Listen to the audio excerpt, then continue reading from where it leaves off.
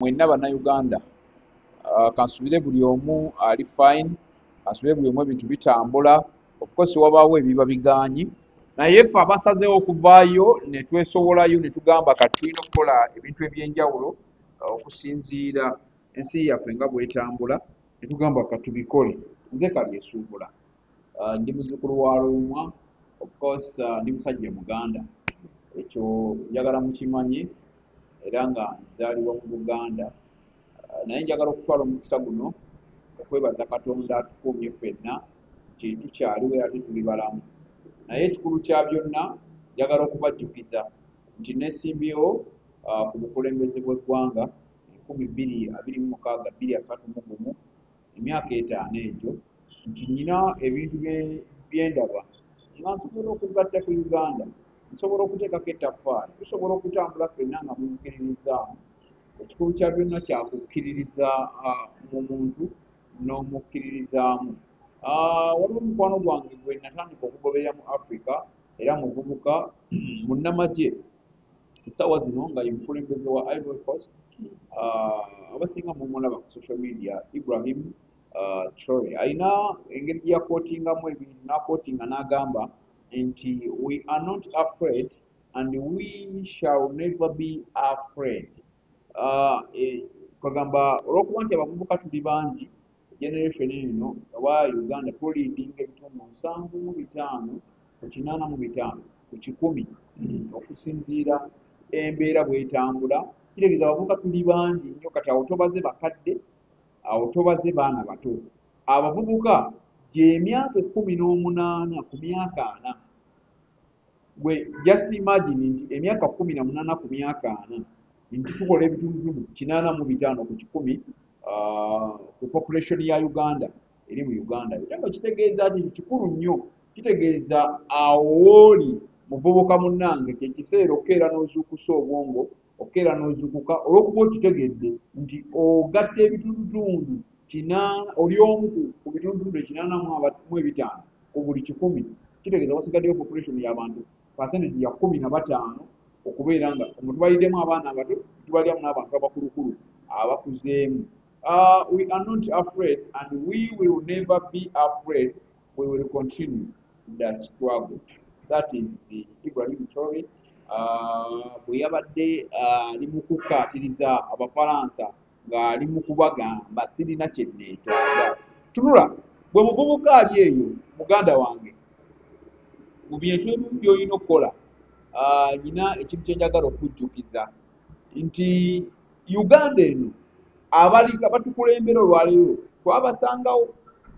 Njagala okimanye ekyo, abatukulembera twabasangawo ate nayo baagisangawo. Kati ffe emyaka 4 gye nkugambye 18 ku 4 mwenna mwazaalibwa President Museveni ye mukulembeze w'eggwanga.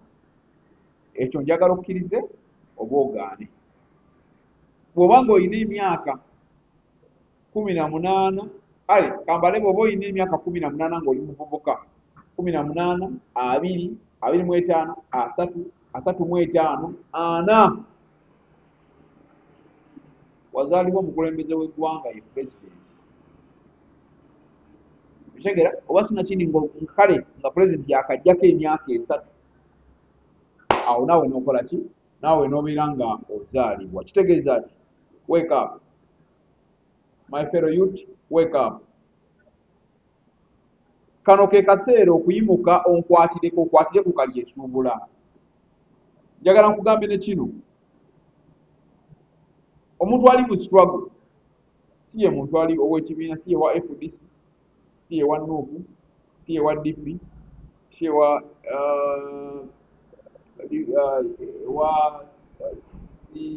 CP, Conservative Party ya King Charles. Is owa independent.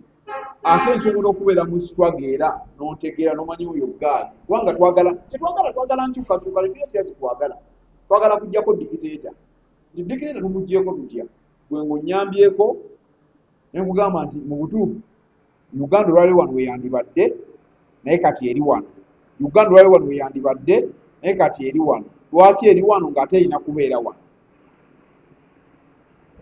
Simanyi oba osobola okuntegeera nti mu kusharinga video eno nkimanyi musobola mugenda gisalamu musalemu bye musalamu mujjemu bye mujjemu waliwo abalina endowooza ey'ekisiru ngiyita yaki tetugenda kuva mu mikono gy'abawambi tetugenda kuva mu mikono gya dikitera tetugenda kuva mu mikono gya President Museveni bwe bubanga tukedde ku makya gwe n'otandika ne kugamba negattaako jangu tusobola okukola ABCD jangu ko mulimu gwaffe manyi Uganda tekyali mu nsiko tetugenda genda mu nsiko kulwana tetugenda kukwata mundu wabula negattaako nyina manifesto yange nkugambe tugenda kukolera kino ne kino ne kino ne kino bannayuganda tugenda bakolera kino tutya because wano waliwo buli ekyetaagisa naye ensi yaffe erimu abalyake ensi yaffe erimu bannakikwanyizi ensi yaffe erimu abeeyagaliza ensi yaffe erimu abantu abekusa bokka bafamire gyokka kyokka olaba nze omuvubuka w'emyaka gino nti nsobola okuvaawo ne mbagamba Pulezidenti Museveni ekiseera kituuse ekimala kimala wummulamu okwaseemu kalyesuubula akwate entebe y'eggwanga asobola okutwala bannayuganda mu maaso naye ate bwe tunaddeeyo ne tutandika okubeera nga twesongamu enti gwe oyo kubanga nabadde nyina gyendi eyo abavubuka nga ndi mu kubannyonnyola abavubuka babadde n'abasajja abakulu babadde wali wa Bakuli ndowooza mubali mu Kampala mumanyi wa Bakuli Membe kati nga bagezaako kuŋŋamba era ggwe kati ojja kuteteganya y'oli oli yasobola ono yakola bwati ne bwati my friend omuvubuka bw'oba oweza emyaka 18 gwe ngolowooza bakyakutegeerera bw'oba oweza emyaka 18 gwe ngolowooza tosobola kusalawo okumanya ggwanga lyo wajja eriraga bw'oba oweza emyaka 18 ng'okyalina endowooza y'ekisiru erowooza nti nno gundi baamuleese lwaki gwe tebakuleeta tuli emiliyoni 48 kale lwaki gwe tebakuleeta bafunayo naawe akuleeta tetugenda kwejjako mikono gy'abadikiteeta bannakigwanyizi abeeyagaliza bokka baagaliza abantu baabwe baagaliza famire zaabwe abatalina kye batuzzako kubanga bye batukolera Pulezidenti Museveni biweddeyo Pulezidenti Museveni byayinza okutulimbaliimba biweddeyo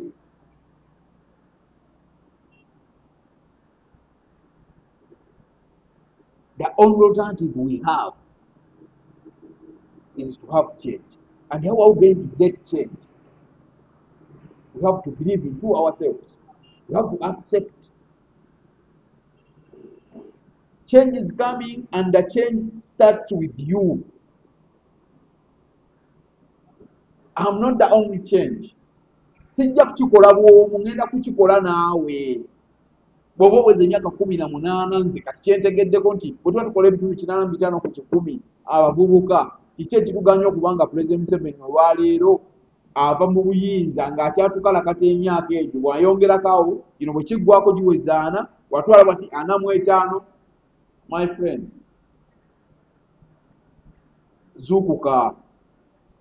zuukuka awo oli mu comfort zone naye oli bubi nnyo tegekera abaana bo tegekera omulembe gwo tegekera obulamu bwo obw'omu maaso tegekere generation yo kubanga bw'onooba okyali awo gwe nawe ng'okyalowooza nti nze ebyobufuzi tebinkwatako nyina we natwitinze ne mbagamba nakwotinze akantu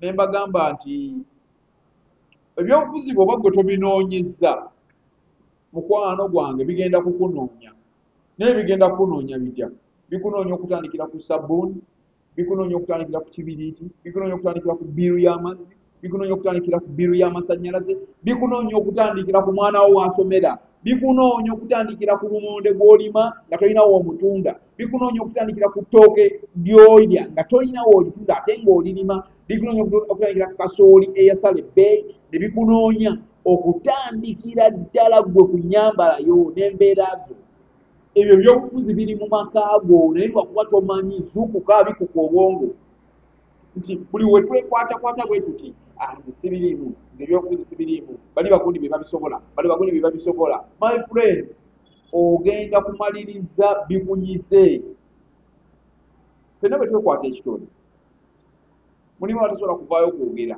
mulimu abatasobola kuvaayo okugamba nti nze yentebe njagala nga talina nkyagenda tukolera era bannabyabufuzi bangi abeerimika mu mbeera eyo naye nga omuzannyo bw'otandika okusemberera ebyobufuzi otandika okumanya emizannyo egiri mu byobufuzi, otandika okumanya abantu abatuufu, otandika okumanya abantu b'olina okutambula nabo. Kina kiri naawe ozukuka ogambe nedda. Muveeyo buli muvubuka bw'oba olina w'osobola kwesimba ku LC1, oba osobola kwesimba ku bwa kansala, osobola kwesimba ku bwa meeya, osobola kwesimba ku bwaka bwa paalamenti. Tekiriiko nti nno nze bajja nze nyina kwesimbira mu kibiina bwe kiti, nze nyina kwesimbira mu kibiina bwe kiti. No, bw'oba olina obusobozi ng'olaba osobola okutwala ekitundu kyo mu maaso, vaayo weesimbewo, kubanga nina obusobozi nsobola okutwala Uganda mu maaso. Kyova olaba nvuddeyo entebe gye nsonzeeko, nsonze ku ntebe ya pulezidenti, nti njagala ofiisi enkulu esembayo. Twalayo ebirowoozo ebito, twalayo ebirowoozo bye nsobola okugamba nti nga nsobola okukkaanya ne bannansi nze mbalage mu ekiri mu manifesito yange nti ŋŋenda kubakolera bwe kiti era Uganda yeetaaga, kubanga twetaaga ebintu bingi eby'okukyusa, kubanga nina ebintu bingi nnyo nnyo nnyo nnyo nnyo bye natadde mu manifesito yange. Ekisookerwako, twakeera ddi ku makya ne tuva ku nteekateeka eyalambikibwa obulungi eya constitution mu 1995 ne tugiseeseetula mpaka olwaleero nga tutudde tuli comfortable nnyo bannayuganda, naddala gwe omuvubuka ng'otudde naye wasomako olina ebyafaayo by'omanyi ng'ogamba nze ndyokke, ng'ogamba constitution baagikwatako naye kiryokke. Because bwe twagenda mu multi-party system, kyenzijukira twagenda mu multi-party system nti ebiseera ebisinga basooka ne bawakanya enteekateeka eyo bannayuganda. By then twali tetukuze nnyo okutuuka nga tuwa endowooza zaffe. Multi-party system wezajjirawo tugenda okulonda mu 1996. Kati bwe tutuuka mu 2001 ebibiina ne bigenda nga byeyongera nga bingi. Mu 2006 ne biwerera ddala. Olwaleero multi-party system etuyambyeko, naye njagala mukimanye nti okuba nga tulina ebibiina by'obufuzi ebingi kituyambyeko mu ngeri emu oba endala, naye kituleetedde obuzibu nga bannayuganda.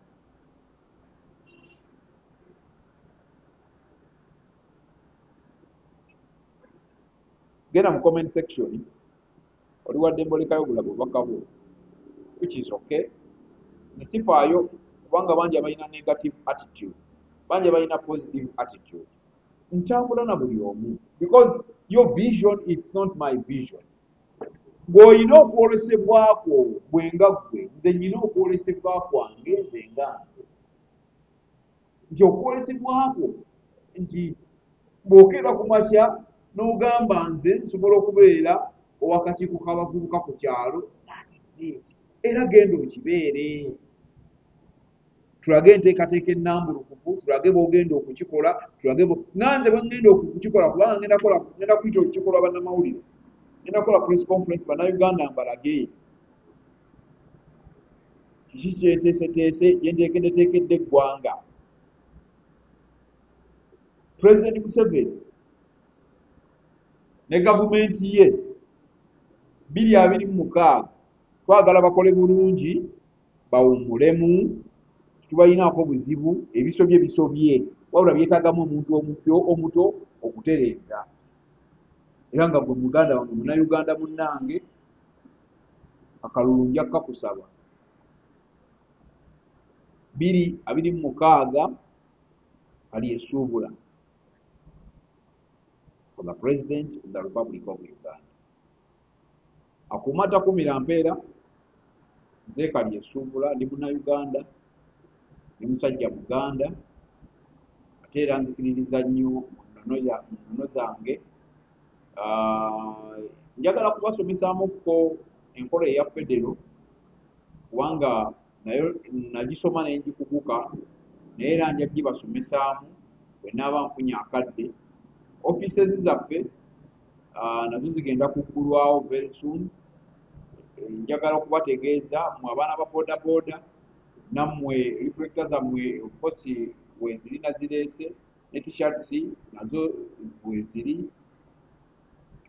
Enteekateeka gye tulina mbadde njagala kubasiibula naye nzijukidde kano akantu. Njagala omanye munnayuganda wonna wooli enteekateeka gye tulina tusosola.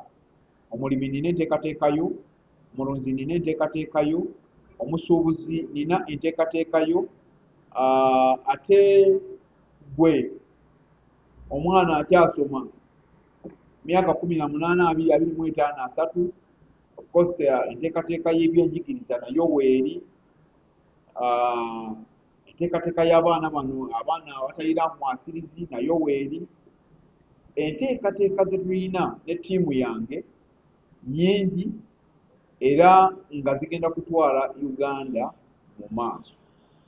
Wekkiririzeemu enkyukakyuka etandika naawe, enkyukakyuka teyina bwekera ku makya n'ogamba nti oli alina enkyukakyuka, kyono yagenda okutuleetera enkyukakyuka, gwe kennyini bw'enkyukakyuka mu ggwe.